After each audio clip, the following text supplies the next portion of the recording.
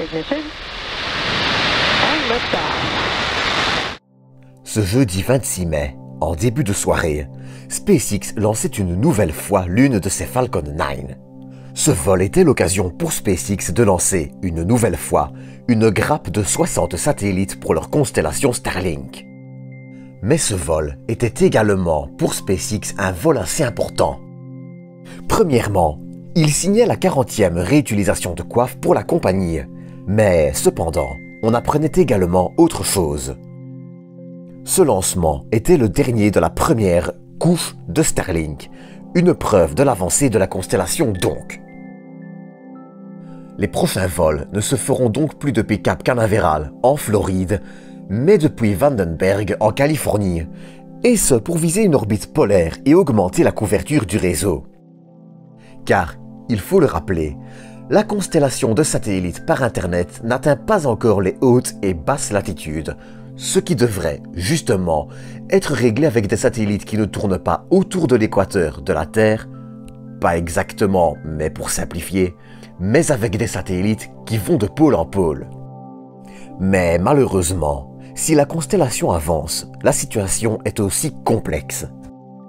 On en parlera peut-être dans un épisode plus complet un de ces jours, mais les méga-constellations, et pas seulement Starlink, sont de plus en plus un réel problème.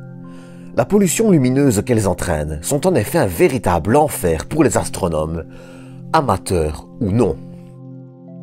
Car il ne faut pas l'oublier, même si je respecte énormément SpaceX, il n'y a aucun cadre légal pour ce genre de pollution.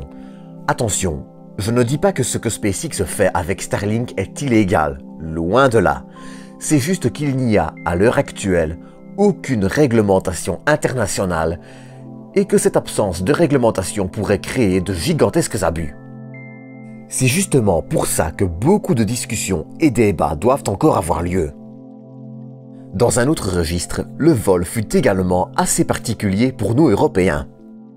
Il était en effet possible d'observer, depuis nos régions, le classique train de satellite, mais, et surtout, le second étage en train de se vider de son gaz, un spectacle assez rare d'ailleurs par chez nous.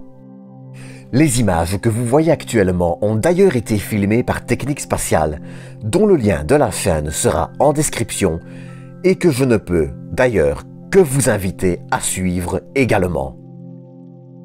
En attendant, c'est tout pour ce petit épisode spécial.